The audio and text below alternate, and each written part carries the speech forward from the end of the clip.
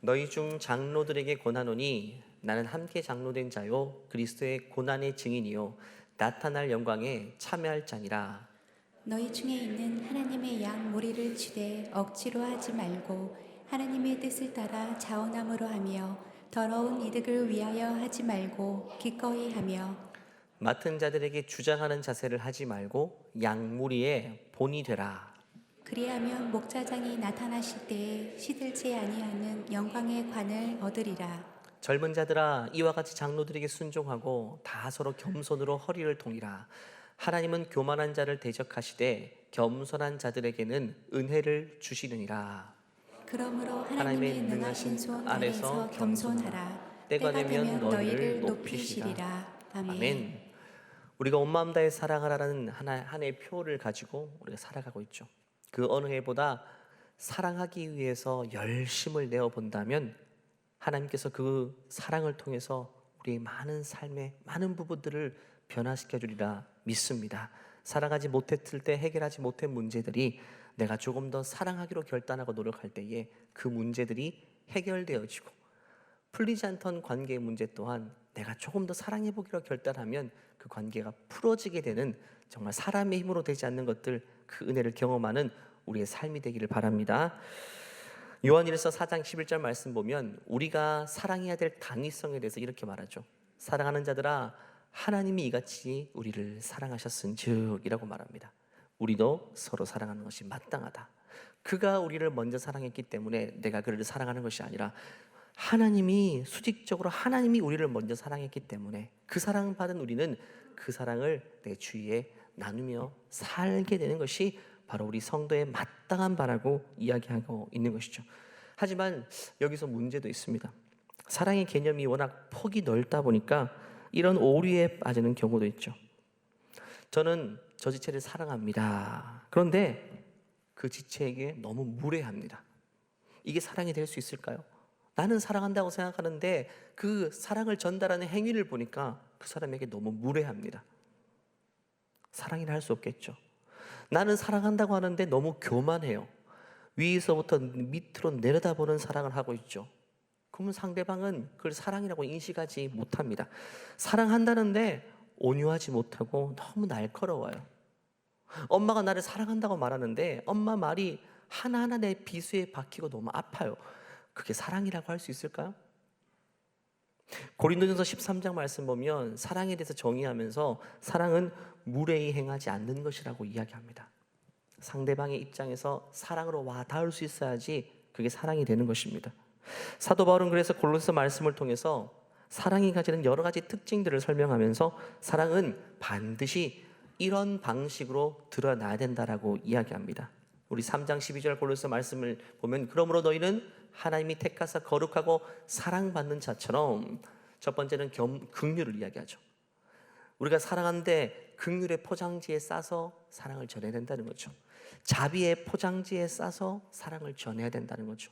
겸손, 온유, 오래 참음, 이러한 방식으로 사랑이 전달돼야지만 그것이 사랑이라고 이야기합니다. 누가 누구에게 불만이 있거든 서로 용납하라, 용서하되, 이게 사랑의 방식이래요. 주께서 너희를 용서하신 것 같이 너희도 그리하고, 그 다음 절 보니까 이 모든 것 위에 사랑을 더하라. 이는 온전하게 매는 띠다. 사랑이 있긴 있는데 그것이 내 입장에서 내 방식대로 전달하는 게 사랑이 아니래요. 반드시 긍휼, 자비, 겸손, 온유, 오래 참음, 용납, 용서라는 방식을 통해서 나타나야지만 그게 사랑이라는 거죠. 결국 긍휼도 사랑의 한 속성이고 자비도 하나의 사랑의 속성입니다. 다 하나님의 사랑이라는 하나의 나무에서 뻗어나온 가지들이라고 할 수 있습니다. 하나님의 사랑이 우리 안에 경험되면 그때부터 우리에게는 긍휼이라는 나무 가지가 나오게 되고, 자비라는 나무 가지가 나오고, 겸손이 나고, 오래 참음, 이런 속성들이 나오기 시작하는 거죠. 그래서 저는 화요일마다 읽는 화요 성경 기절을 통해서 이 한 가지씩 한 가지 살펴보고 있죠. 긍휼과 자비와 온유를 통해 표현되는 사랑. 근데 오늘은 여러분 모두와 함께 긍휼이 아닌 겸손으로 표현된 사랑을 나누기를 원합니다. 사랑은 반드시 겸손이라는 포장지에 쌓여져서 전달될 때만 그것이 사랑으로 인식이 된다는 것이죠.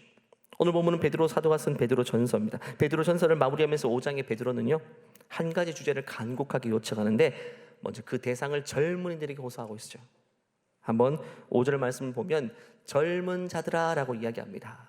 비교적 나이가 젊은 사람들, 이와 같이 장로들에게 순종하고, 장로들은 교회 직분상 장로일 수도 있지만 젊은 자들에 비해 상대적으로 인생의 연륜이 있는 인생의 선배들을 총칭하는 말입니다. 그들에게 순종하고 서로 겸손으로 허리를 동이라. 하나님은 교만한 자를 대적하시되 겸손한 자들에게는 은혜를 주신다. 하나님은 겸손한 자를 은혜를 주시는데 젊은이들에게 겸손할 것을 이야기합니다. 젊은 자들이 빠질 수 있는 가장 큰 약점 중 하나가 교만입니다. 교만. 왜? 열정이 있고 힘이 있으니까 다 될 것 같은 생각이 들죠. 그래서 다 된다는 자기 착각 속에 빠져 살 수도 있는 때가 젊은 때입니다. 열심과 열정이 있으니까 경험이 부족한 것들을 자기 열심으로 다 커버하려고 하는 거죠. 그러다 보면 교만이 생기는 거예요. 반대로 인생의 선배들은요, 열정은 과거에 비해서 좀 식었지만 많은 경험과 연륜을 통해 얻게 된 그런 풍부한 인생의 연륜들이 있죠.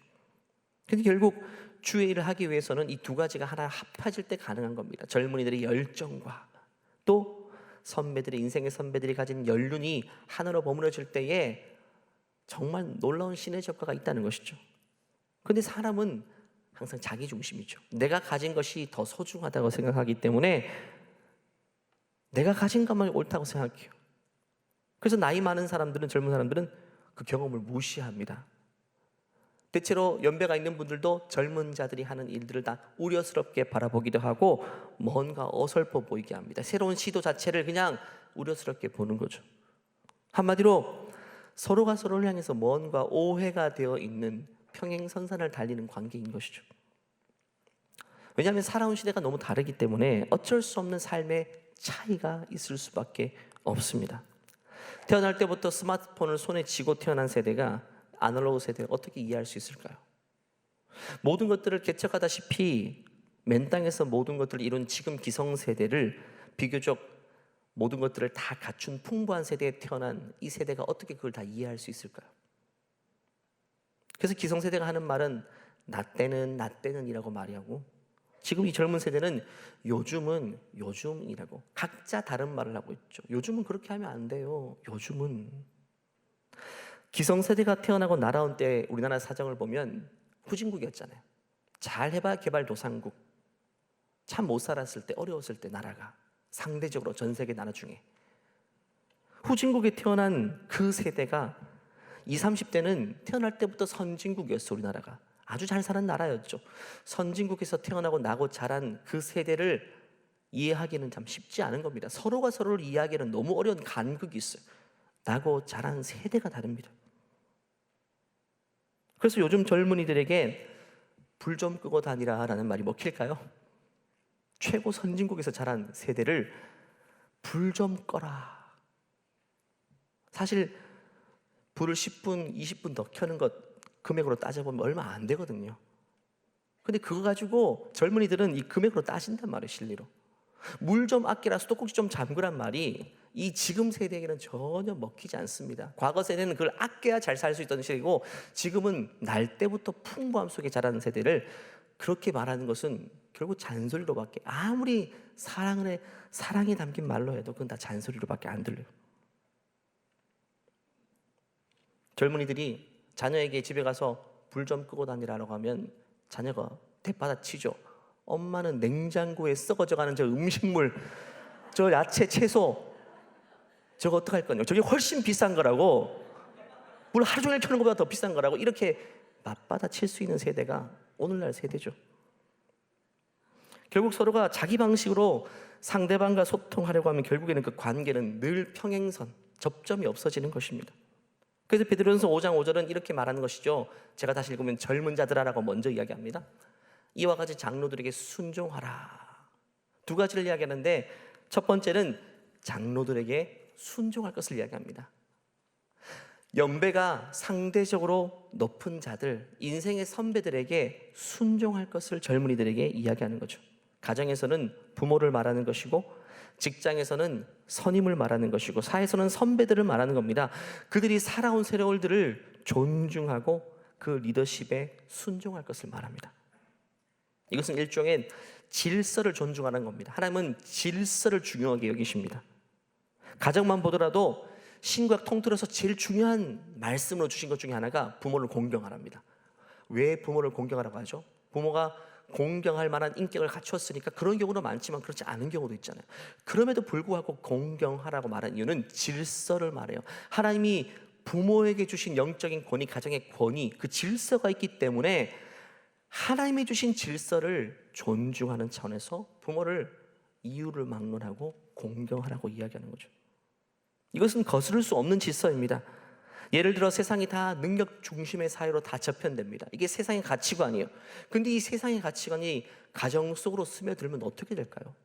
세상은 나이가 많아도 능력이 부족하면 다 제거되고 능력이 있으면 다 우대해주고 이런 시대가 되었는데 가정에서조차 이러면 어떻게 될까? 안 되죠. 자녀를 키우다 보면 어느샌가 부모는 늙어가고 자녀는 능력이 점점 커지게 되죠. 자녀의 능력이 부모의 능력을 초월할 때가 온단 말이죠. 그때 자녀가 부모를 무시하면 되겠어요? 리더십을 자녀가 가지면 되겠습니까? 안 되는 것입니다. 그건 질서입니다. 질서. 이 질서는 가정에서뿐만 아니라 사회에서도 마찬가지요. 성경에 보면 구약의 많은 족장들 인물들을 보면 야곱 같은 경우에 보면 나이가 많이 들어서 거동조차 할 수 없는 연로할 때에 그때 자녀들 젊은 자녀들을 다 불러놓고 한 사람 한 사람씩 안수하며 축복해 줍니다. 그건 부모에게 주신 하나님의 영적인 권세입니다. 몸은 아무것도 못할 정도로 이미 무기력해졌지만 영적인 권위와 권세는 살아있는 겁니다. 그래서 부모가 자녀에게 기도해 준 대로 각각의 자녀의 인생이 그대로 펼쳐져요. 놀랍죠? 안수하며 기도한 그 내용처럼 자녀가 살아가게 된다는 거죠. 그건 부모에게 주신 영권이라는 것입니다. 그걸 무시해서는 안 된다는 겁니다. 기능으로, 능력으로 평가할 수 있는 게 아니에요. 질서입니다. 사회에서도 마찬가지죠. 이 사회에 있는 어떤 조직과 공동체에 있는 이 질서가 너무너무 중요한데 이 질서를 무너뜨리는 행위를 하지 말라는 겁니다. 젊고 힘이 있고 상대적으로 기성세대, 오히려 직장의 선배들보다 내가 더 많이 배웠고 학력이 있다 할지라도 선배들 무시하지 말라는 거죠. 그 질서를 거스르지 말라는 거예요. 그들의 경험을 존중하고 그들의 리더십에 순종할 수 있는 것이 예수님의 겸손을 가진 인생이라고 말하는 거죠.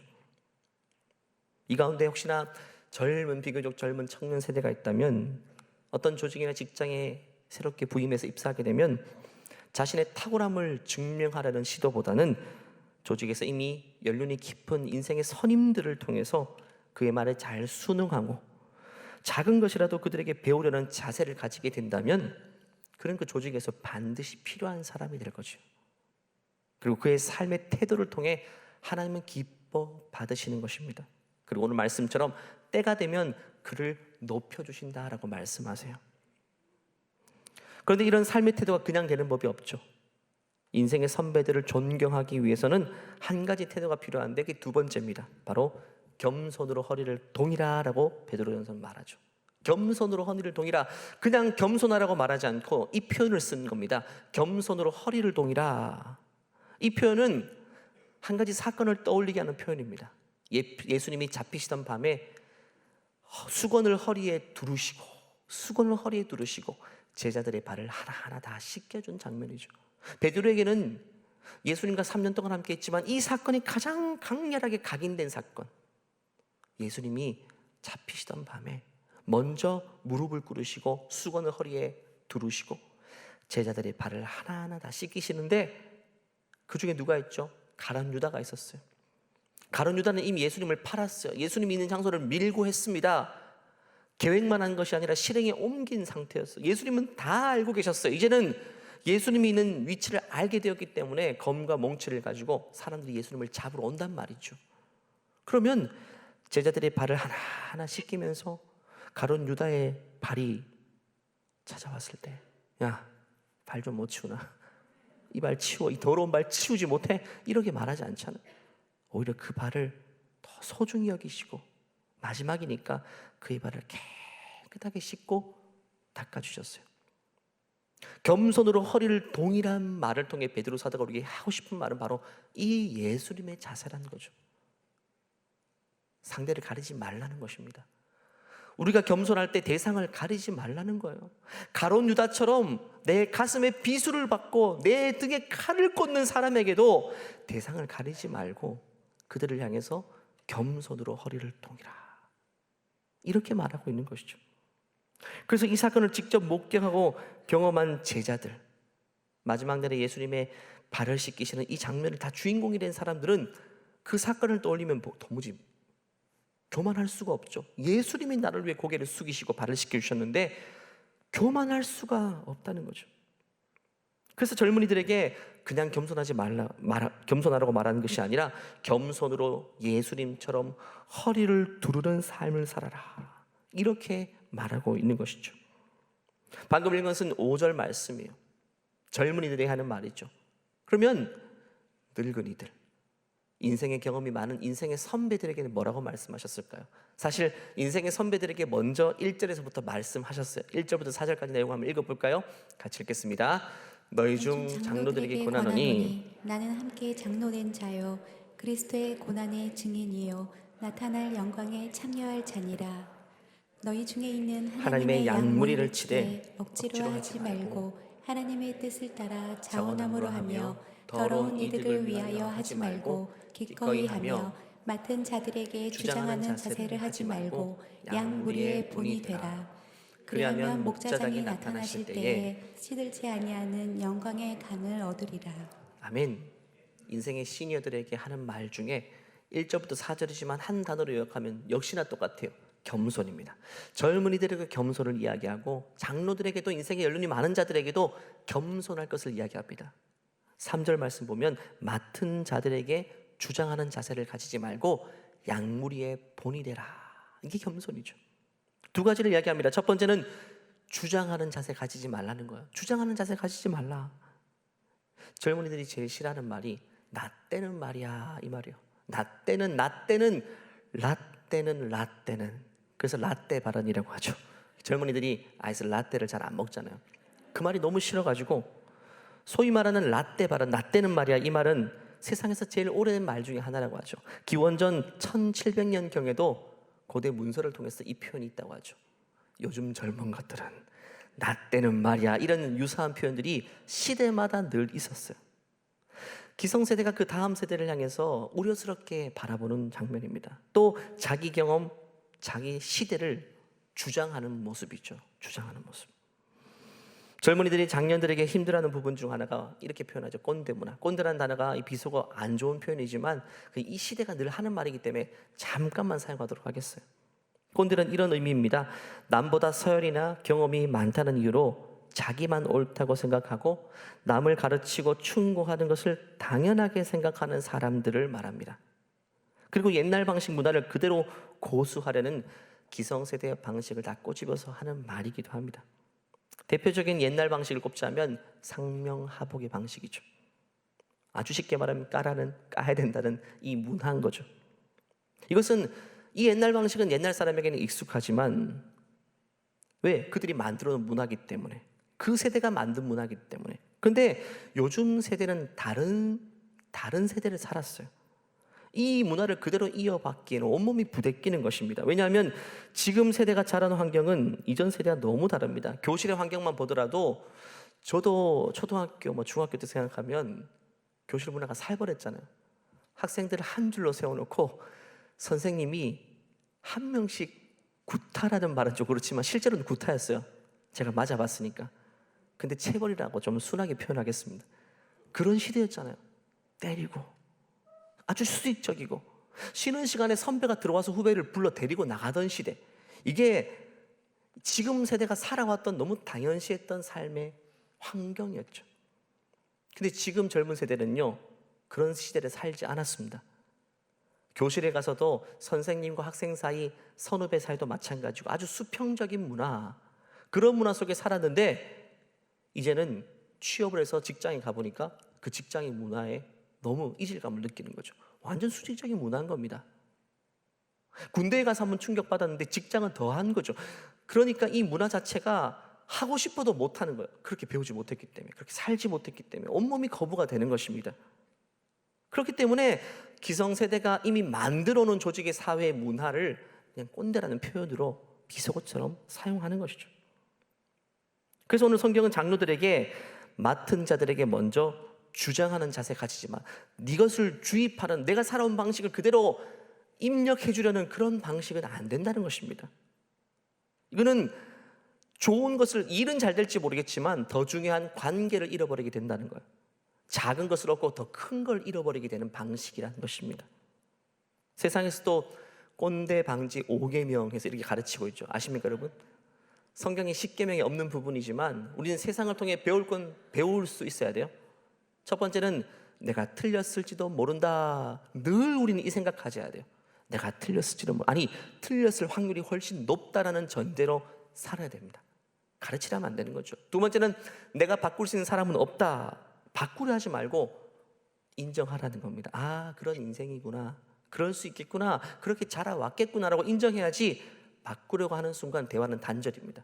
그때는 맞고 지금은 틀리다? 우린 반대로 생각하죠. 그때는 틀리고 지금은 맞다. 중요한 것은 지금 내가 살아온 세대와 지금 세대가 살아온 시대가 다르다는 걸 인정하고 우리는 이런 인식 가운데 살아야죠. 과거의 방식, 그 문화를 지금 맞다고 주입해서는 안 되는 거예요. 시대가 바뀌었다는 인정해야죠. 또 말하지 말고 들으라, 답하지 말고 물으라. 젊은 세대와 기성세대 나이 차이가 20살, 30살 이상 차이 나는데 젊은 세대가 잘 어울리는 어른들도 있습니다. 그분들의 특징은 수용성이 아주 크신 분이에요. 가르치려는 자세가 없고요, 배우려는 자세를, 젊은 세대한테 뭐라도 배우려는 자세를 가지면 젊은 세대는 마음을 활짝 열고 그분이 직급이 부장이든 이사든 상관없이 마음의 문을 열고 친구가 되어줄 준비가 되어 있어요. 교회 안에서도 보면 젊은 세대와 잘 통하는 분이 많아요. 그분들의 특징은 역시나 수용성이 큰 것입니다. 배우려는 자세. 마지막 다섯 번째는 존경은 권리가 아니라 성취다. 존경할 것을 광해하지 말고, 존경은 자연스럽게 얻어지는 열매인 것이죠. 그래서 조직 사회에 보면 과거에는 조직 안에서 성공 신화를 이룬 한 모델을 제시하면서 여기까지 가야 되는 것이다라고 성취해요. 근데 과거에는 이걸 존경하면서 그걸 꿈이라고 여기고 열심히 살아서 거기까지 가려고 바둥바둥 했지만 요즘 젊은 세대는요, 어떤 모델을 제시하죠. 나 그거 안 가려고. 부러워하지도 않고 존경하지도 않습니다. 나는 그냥 여기 몇 년 일하다가 옮겨갈 사람인데 여기서 평생 썩으라고, 이렇게 말하는 거죠. 완전히 다른 관념과 다른 가치관을 가진 세대. 왜? 그런 시대를 살아왔기 때문에, 너무나도 빠르게 급변하는 시대를 살아왔기 때문에 한 곳에 평생 머문다는 생각 자체는 그들의 가치관에는 없습니다. 없는 걸 자꾸 주입하려고 하면 온몸이 부대끼게 되는 것이죠. 그걸 인정하는 것이 훨씬 빠르다는 겁니다. 그래서 3절 다시 보면 맡은 자들에게 주장하는 자세를 가지지 말고, 첫 번째는 주장하는 자세를 가지지 말라. 두 번째는 뭐라고 하죠? 양무리의 본이 될 것을 이야기합니다. 본이 되라. 젊은 세대들에게는 어른들에게 순종할 것을 이야기하고, 또 어른들에게는요, 양무리의 본이 될 것을 이야기합니다. 이것이 바로 겸손을 허리에 동인 사람이 살아가는 겸손의 방식인 것입니다. 이 모습이 바로 예수님의 겸손을 삶으로 살아가는 자의 모습입니다. 만약에 젊은 세대에게, 늘 지각하는 젊은 세대에게 직장에서 좀 일찍 나오라고 이게 잔소리하는 것, 이게 쉬운 게 아니에요. 나만 힘 빠지는 겁니다. 그러기 위해서는 본이 되면 돼요. 먼저 10분 일찍 가서 일을 준비하는 모습으로 살면 돼요. 그러면 젊은 세대는 그 선임이 일찍 출근한 모습을 보고 본인도 일찍 출근하게 될까요? 그렇게 되면 천국이겠죠.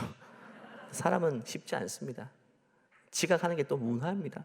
지각하면 벌금이라고 하죠. 그럼 어떻게 말하죠? 나는 한 달치 벌금 미리 낼 테니까 한 달 동안 여유 있게 오겠습니다. 이것도 요즘 세대가 살아가는 방식이에요. 저는 이런 친구들 많이 경험했죠. 과거에 청년 제자반 하면서 지각 벌금, 이게 어른 제자반에서 너무 익숙한 건데 청년들에게 벌금 이야기를 했는데 진짜 한 달치를 미리 내더라고요. 나를 공격하는 말이 아니라 그냥 자기 방식이니까. 그렇구나. 고맙다 하고 받았어요, 한 달치를. 고맙다. 너무 늦지는 말고. 결국 모든 갈등을 푸는 열쇠는 겸손이라는 한 단어입니다. 그리고 겸손을 배우지 않으면 그 어떤 갈등도 풀어낼 수는 없죠. 베드로 사도가 기록한 오늘 베드로서 5장만 봐도 초대교회 안에서 세대 간의 갈등이 있었던 거죠. 그래서 젊은이들과 기존 세대들 간에 뭔가 이게 갈등이 있었어요. 그래서 오늘 베드로전서 5장에서 젊은이들아, 장로들아 라고 겸손으로 하나 될 것을 이야기하고 있는 것입니다. 여러분, 세상에서는 그 어떤 차이도 갈등의 요소가 될 소지가 있죠. 그런데 차이가 있다는 것은 너무나도 많은 가능성을 내포하고 있는 것입니다. 하나님이 왜 사람들을 얼굴도 그렇고 기질도 그렇고 다 다양하게 만드셨을까요? 이 다양함이 하나로 조화되었을 때는 가장 아름다운 작품이 되기 때문입니다. 봄에 꽃들이 피는데 다 분홍색이에요. 그럼 뭐가 이쁠까요? 이렇게 아름다운 형형색색을 자랑해야지만 너무너무 이쁜 거죠. 그림을 그려도 한 가지 색으로 채색하면 그게 무슨 아름다움이에요. 다양한 색이 아름답게 조화를 이룰 때 그게 작품이 되는 것이죠. 결국 다르다는 것은 그만큼 긍정적인 것이고 큰 가능성을 내포하고 있다는 것입니다. 다만 이 다름이 하나로 버무려졌을 때 이야기입니다. 다름이 하나 되지 못할 때는 갈등하고 아프고 너무 괴로워요. 인생의 본성 자체가 나와 다른 사람을 밀어내는 것이 본성이기 때문에 이게 참 하나 되기가 너무너무 힘든 거죠. 대표적으로 교회만 봐도 그렇죠. 2000년 전에 초대교회도 그렇고 지금 교회도 교회만큼 다양한 사람들이 모이는 곳은 없다고 봐야 돼요. 2000년 전에 초대교회만 봐도 다양한 인종이 있었습니다. 교회 안에. 그리고 성별이 달랐죠. 그리고 다양한 신분이 있었어요. 로마 시대 때. 그런 다양한 배경 가진 사람들이 교회에 다 모여 있으니까 그런 공동체는 세상에 없거든요. 다 비슷한 사람끼리 모아놓는 건데 교회만 달랐어요. 그러니까 이질감이 느끼고 서로 밀어내고 갈등이 있는 겁니다. 그때 겸손이라는 하나의 단어로 베드로 사도는 이 모든 것들을 화합할 수 있는 키를 제시하고 있는 것이죠. 오늘날도 마찬가지입니다. 세대 차이, 성별 차이, 인종의 차이, 출신의 차이, 학벌의 차이, 그 모든 차이를 하나로 버무려 줄 수 있는 유일한 방법은 겸손해지는 것밖에 없죠. 이 겸손이 우리가 하나의 표로 내세운 온 마음 다해 사랑하라는 이 표를 완성할 수 있는 마침표가 되는 것입니다. 사랑은 겸손을 통해 상대방에게 진정성 있게 전달되기 때문입니다. 사랑이 아무리 좋아도 그걸 상대방이 전달할 때에 겸손의 포장지에 싸지 않으면 그건 사랑이 아닙니다. 남녀 간의 사랑을 표현할 때 한번 그림을 한번 머릿속에 그려보십시오. 남성이 고백하기 위해서 여성 앞에 섭니다. 아름다운 선물과 꽃다발과 반지를 준비했는데 어떻게 전달하는 게 어울립니까? 그냥 서서? 아니죠. 무릎을 꿇어야죠. 먼저 무릎을 꿇고 내가 낮아지고 내가 낮아지는 것만큼 상대가 높아지는 거죠. 올려다 보면서 반지를 꽂아주고 사랑 고백할 때 그게 진짜 진정성 있는 사랑으로 전달되죠. 여러분, 그 반대를 생각해 보십시오. 내가 사랑 고백하기로 선물을 준비하고 반지를 준비하고 여성에게 잠깐 무릎 꿇어봐, 내 앞에 꿇어, 그러면서 위로부터 밑으로 내려다보면서 반지를 꽂아주고 사랑 고백을 하는 게 사랑으로 인식이 될까요? 사랑하는 마음은 내 안에 똑같이 있어요. 근데 그 방식에 있어서 겸손하지 못하면 이게 사랑으로 전달되지를 못한다는 것이죠. 하나님도 당신의 사랑을 우리에게 표현할 때를 생각해 보십시오. 우리에게 눈높이를 맞추신 것도 아닙니다. 하늘에서 우리와 같은 소리를 내뿜으시면서 위에서부터 내려 꽂는 것처럼 내가 너를 사랑한다 라고 그렇게 말하지 않잖아요. 그런 교만한 방식을 택하지 않습니다. 하나님의 당신을 우리에게 표현하실 때에 먼저 우리보다 더 낮아지셨잖아요. 당신의 아들 예수 그리스도를 우리보다 더 낮은 자로 말구에서 말밥통에서 태어나게 하시고 목수의 아들을 나고 자라게 하시면서 사회적으로 비천하고 아무것도 없는 인생, 가장 낮은 자로 이 땅에 오심을 통해서 오히려 겸손의 모양으로 우리에게 당신의 사랑을 고백하고 계신 겁니다. 그러니까 그 사랑이 우리에게 진정성 있게 다가오게 되는 것이죠.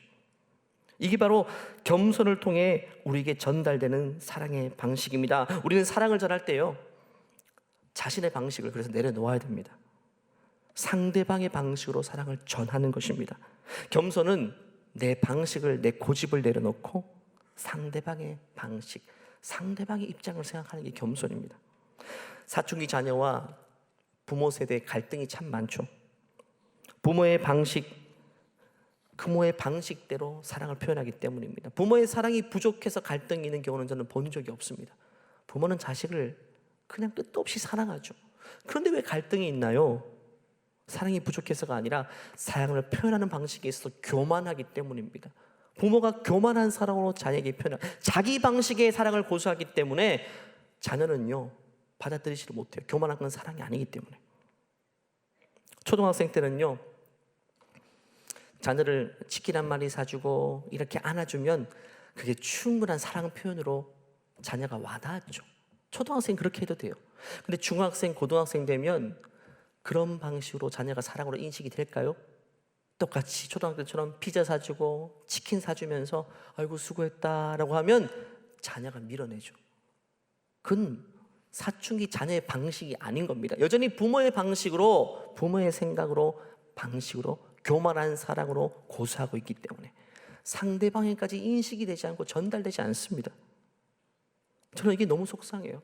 부모는 자녀를 사랑하고 자녀도 부모를 사랑하는데 왜 자꾸 서로가 사랑이 전달되지 않을까? 누가 가운데서 이간질 시키길래 사랑이 있는데 사랑하지 않아서 갈등한다면 문제가 되지만 사랑하고 있는데 갈등한다. 너무 안타깝지 않습니까? 그게 교만한 사랑, 내 입장에서의 사랑이 되기 때문입니다.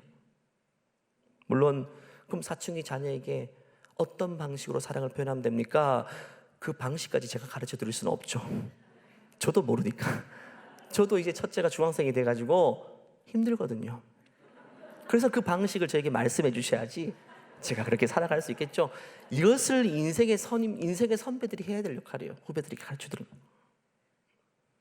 오늘 우리에게 겸손할 것 소수하고 있는 베드로는요, 겸손의 캐릭터와는 거리가 먼 사람, 겸손과 완전히 거리가 먼 사람.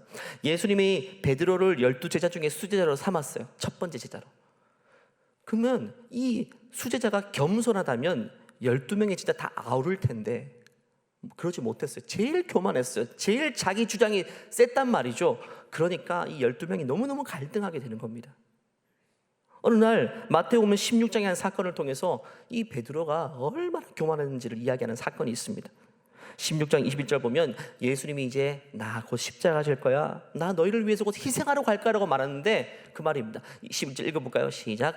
이때로부터 예수 그리스도께서 자기가 예루살렘에 올라가 장로들과 대제사장들과 서기관들에게 많은 고난을 받고 죽임을 당하고 제3일에 나타나야 할 것을 제자들에게 비로소 나타내시니. 비로소 나타내셨어요. 내가 너희를 위해서 내 몸 찢고 피 흘리고 나를 다 희생하러 간다. 그런데 그 이야기를 듣고 수제자라고 할 수 있는 베드로가 어떻게 반응하느냐, 깜짝 놀라는 반응을 합니다. 깜짝 놀라요. 얼마나 교만한지 이렇게 이야기합니다. 그 다음 절을 볼까요? 같이 읽겠습니다. 베드로가 예수를 붙들고 항변하여 이르되 주여 그리 마옵소서, 이 일이 결코 주에게 미치지 아니하리이다. 이게 어떤 말이죠? 예수님 걱정 마세요. 내 선에서 다 알아서 하겠습니다. 예수님 내 뒤에 숨어 있으세요. 내가 알아서 할 테니까. 우리가 하나님 뒤에 숨어야지 하나님은 내 뒤에 숨으래요. 여러분, 인생의 교만은 어디까지 갈지 몰라요. 지금 베드로는 거기까지 교만해져 있어요. 내가 메시아로서 메시아만 할 수 있는 사역을 내가 할 수 있다고 생각하는 거죠. 예수님 그럴 필요 없습니다. 내가 해볼게요. 이렇게 말하고 있죠. 이게 교만입니다. 내가 다 할 수 있다고 생각하는 것, 내 방식이면 된다고 생각하는 것, 이게 교만이에요. 근데 인생의 교만은요, 어디까지 가느냐, 끝도 없어요. 교만은 끝도 없습니다. 내가 메시아로서의 역할까지 할 수 있다. 예수님 내 뒤에 숨으세요. 여기까지 가게 되는 거죠. 우리가 교회 일을 할 때는, 어떤 일을 할 때에 우리 목회자와 리더십들이 빠지기 쉬운 함정이 이것이기도 해요. 사람이 아무리 좋은 아이디어가 있고 역량이 있다 해도 예수님보다 앞서서는 안 되죠. 예수님보다 앞서서는 안 되죠. 어떤 질서와 공동체의 덕보다는 앞서서는 안 되는 겁니다. 기도보다 성령보다 앞서서는 안 돼요. 인생의 중요한 문제를 결정할 때 하나님과 상의하십니까? 상의하지 않는 것은 정말 큰 교만이죠. 내가 예수님보다 더 좋은 생각과 아이디어를 가지고 있다는 전제 아니겠어요? 묻지도 않는다는 것은. 모든 걸 아시는 그분이 내 앞에 계신데, 내 안에 계신데 그분과 중요한 문제를 상의하지 않고, 자녀의 문제를 상의하지 않고, 내가 다 조사하고 내가 사람들의 말을 다 듣고 평가한 다음에 내가 종합적으로 결론을 내린다는 것은 지금 베드로의 모습과 똑같아요. 예수님, 내 뒤에 숨으세요. 내가 한번 잘 해보겠습니다. 내가 잘 해볼게요. 그건 교만 중에 교만입니다. 그리스도인은요, 기도와 성령보다 앞서서는 안 됩니다. 우리는 그분을 뒤따라야 돼요. 그분이 가는 길을 뒤쫓아가면 그게 복된 길이지, 내가 주님을 제껴두고 내가 가장 앞장서서 일을 개척하기 시작하면요, 결국에는 황무지가 기다리고 있을 뿐입니다. 그 교만에 빠진 베드로에게 예수님은 확실하게 답을 주십니다. 너의 교만의 출처가 어디인가? 23절 말씀, 그 다음 절 말씀이죠. 같이 읽겠습니다. 예수께서 돌이키시며 베드로에게 이르시되 사탄아, 내 뒤로 물러가라. 너는 나를 넘어지게 하는 자로다. 내가 하나님의 일을 생각하지 아니하고 도리어 사람의 일을 생각하는도다 하시고. 베드로는 사탄 소리를 듣습니다. 베드로는 이 평생 잊어버릴 수 없는 말이죠. 베드로에게 사탄아라고 이야기합니다. 우리는 이런 소리 들어서 안 되겠죠. 사탄아, 왜 사탄아라고 말할까요? 너의 교만의 출처가 사탄이기 때문에, 사탄으로부터 너의 교만이 온 것이기 때문에, 그건 하나님이 주신 마음이 아니라는 것을 가르치고 있는 거죠. 그러면서 이렇게 말하죠. 너는 나를 넘어지게 하는 자로다. 너는 나를 넘어지게 하는 자로다. 너는 내 인생에 지금 걸림돌이야 라고 이야기합니다. 이것도 엄청 상처가 되는 말이죠. 너가 지금 네가 뭔가 할 수 있다고 이야기하지, 너는 내 일의 걸림돌이야. 우리가 주님을 제껴두고 내가 뭔가 스스로 앞장서 결단하고 내 열정을 하려면 다 주님의 일에 걸림돌이 될 뿐입니다. 너는 나를 넘어지게 하는 자로다. 하지만 겸손한 자, 주님을 앞세우고 그분을 붙여가는 인생은, 그분과 인생의 모든 중요한 문제를 상의하고 주님의 뜻을 따라 순응하려는 인생, 겸손한 인생은 그분께서 우리의 모든 인생을 다 개척해 주시기 때문에 그분을 쫓아가면 그게 진짜 우리 인생의 복된 길 펼쳐지게 되는 것이죠. 예수님은 교만의 출처가 사탄이라고 분명히 말합니다. 마태복음 16장 24절 그 다음 절에 예수님은 제일 중요한 말씀을 가지고 이 대화를 마치시는데요, 이 예수께서 제자들에게 이르시되 누구든지 나를 따라오려거든.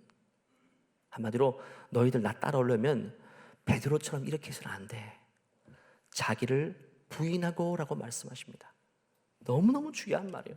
겸손의 끝을 말합니다. 자기를 부인하고 제 십자가를 지고 나를 쫓아라. 너 자신을 부인해야만, 이 겸손의 지경까지 가야만 너희들 나를 따를 수 있어 라고 이야기하는 거죠. 자기 부인은 어떤 걸 말합니까? 자신의 지위, 자기 배경, 자기 능력, 자기 스펙 다 잊어버리는 걸 의미합니다. 이런 말이죠. 내가 너의 선배인데, 내가 너보다 선배인데, 내가 그래도 너보다 훨씬 더 경험이 많은데, 내가 지금까지 너를 어떻게 키웠는데, 내가 당신을 위해서 얼마나 희생했는데, 내가라고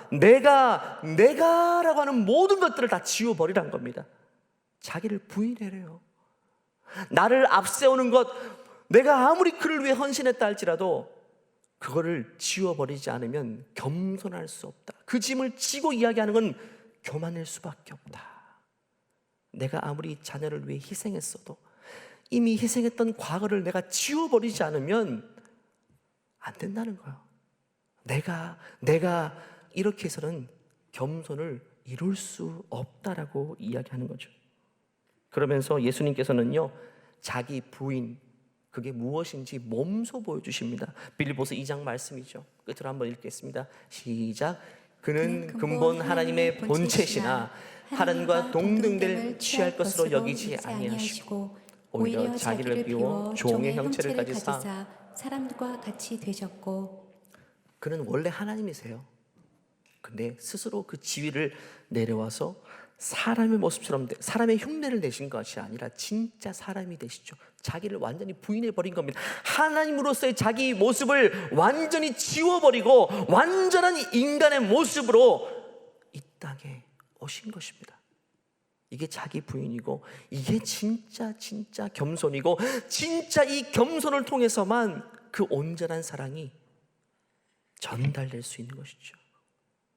우리가 자녀를 대할 때에, 사랑하는 배우자를 대할 때에, 그 누구를 대할 때에도 내가 먼저 나 자신을 부인하는 겸손의 자세를 가지지 못하면 그 사랑은요, 말뿐인 사랑, 오히려 사랑한다는 말이 상대방으로 하여금 더 고통스럽게 들리고, 오히려 사랑하면 할수록 더 그것이 갈등의 그를 깊게 만드는 고통의 수단이 될 수 있다. 여러분, 사랑하는데 왜 상대방을 오해되게 만듭니까? 겸손하면 사랑의 진정성이 상대방에게 느껴지게 되는 것입니다. 말씀을 마무리할까요? 전류가 전선을 통해 흐를 때에 손실률이 있죠. 왜 구리선을 통해 전류가 흐르게 되면 100을 전달하더라도 4, 5쯤은 손실되죠. 저항이 있기 때문에 여러 가지로 올라가 버리죠. 우리 사랑도 마찬가지요. 내가 관계들 속에서 내 사랑을 전달해요. 내 자녀에게, 아내에게, 배우자에게. 근데 그 사랑이 그대로 전달되면 그 관계가 갈등이 있을 수가 없죠. 그런데 다 로스율이 있어요. 다 손실돼 버려요. 뭐 때문에 그럴까요? 어떤 저항이 있길래? 사탄 마귀가 가만히 있지 않습니다. 오해되게 만들고요. 그 사랑을 받는 그 사람의 본성 자체도 타락한 본성이기 때문에 자꾸 오해돼요. 있는 그대로 받아들이지 못해요. 하지만 우리가 겸손이란 포장지에 싸서 겸손한 자세로 나를 부인하는 상태에서 그 사랑을 전달할 때는요, 그 사랑이 전혀 오해되지 않고 상대방에게 온전히 전달되게 될 것입니다. 여러분, 이대로 살 수 있으십니까? 어렵죠. 너무 어렵지 않습니까? 하지만 한번 노력해 보십시오. 자기 부인의 단계까지 가려고 우리가 발버둥 치게 되면 이 관계들을 통해서 우리에게 숨겨놓은 온갖 보물들을 다 경험할 수 있을 것입니다. 나를 죽이기로 그 목표점까지 가지 못할지라도 거기까지 가기 위한 도상에서도 하나님은 관계를 통해 숨겨놓은 진짜 기쁨과 평안을 주실 겁니다. 나를 부인하기에 노력해 보십시오. 야, 아내와의 나의 관계 속에서 이런 기쁨을 두셨구나, 자녀와의 관계 속에서 이런 행복을 두셨구나 하는 것들을 그 목표점으로 가려는 도상 가운데에 하나님은 조금씩 경험케 하실 것입니다. 우리의 사랑이 모든 사람들에게 온전히 전달돼서 사랑의 좋은 열매들이 나타나는 우리 인생 되시기를 간절히 축원합니다. 한번 기도할까요? 우리 기도하지 않으면 아무것도 안 되죠.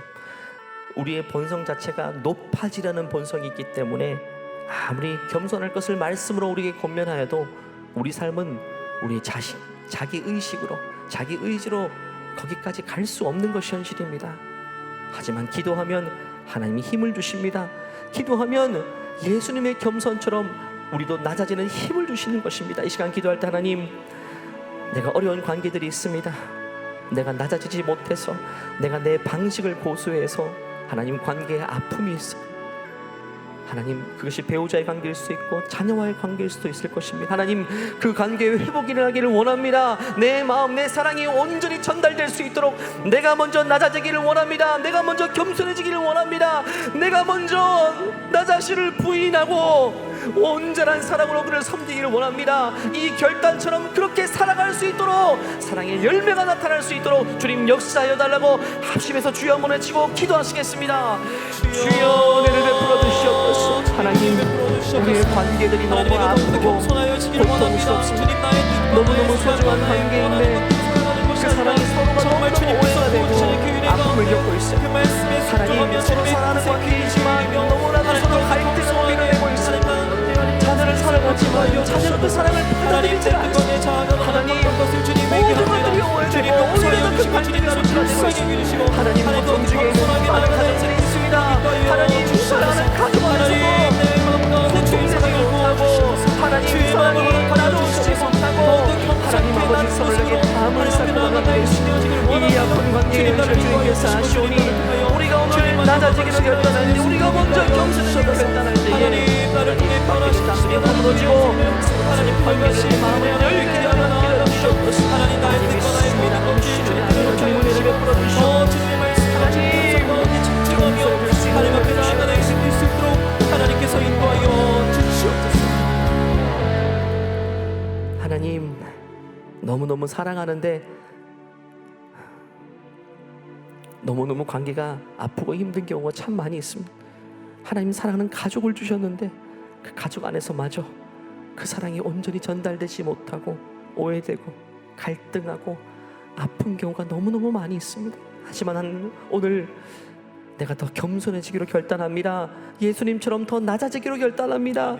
나 자신을 부인해보려고 새롭게 결단하오니 나의 낮아짐을 통해서 관계의 회복이 찾아올 수 있도록 은혜를 베풀어 주시옵소서. 내가 낮아질 때에 서로에게 모든 오해가 다 풀리고 하나님, 온전한 사랑이 서로가 서로에게 전달될 수 있도록, 사랑의 열매가 관계들 속에 나타날 수 있도록, 회복의 기쁨을 맞이할 수 있도록 우리 모든 관계를 축복하여 주시옵소서. 아멘. 주님께서 하신 일들을 기대하오며 거룩하신 예수님의 이름으로 기도하옵나이다. 아멘. 우리를 위해서 가장 낮은 것으로 이 땅에 오신 주님께 모든 높은 영광의 박수 올려드리겠습니다. 예수님은 나를 위해서, 사랑하시기 위해서 가장 낮아지셨어요. 그분께 영광을 올려드리는 찬송의 박수 하겠습니다. 다 같이 나셔서 하나님이 가장 기뻐하는 마음이 무엇인지를 찬송을 통해 고백하겠습니다. 나의 가장 낮은 마음 주님께서 기뻐하시고 작은 일에 큰 기쁨을 느끼게 하시는도다. 한 번 더 찬양합니다. 나의 가장 낮은 마음, 나의 가장 낮은 마음 주님께서 기뻐하시고 작은 일에 큰 기쁨을 느끼게 하시는도다. 우리에게 축복하신 하나님 사랑, 낮은 자를 높여주시고 아름다운 하늘나라 허락하시고 내 모든 것 예비하시네. 경건한 자에게는 축복을 주실 것입니다. 찬양함의 기쁨을 감사함의 평안을 간구함의 하나님 알도록 하셨네. 찬양함의 기쁨을 감사함의 평안을 간구함의 하나님 알도록 하셨네. 경선의 왕이신 예수 그리스도께 모든 영광의 박수 다시 한번 올려드리겠습니다. 주님 홀로 영광 받아 주시옵소서. 아멘.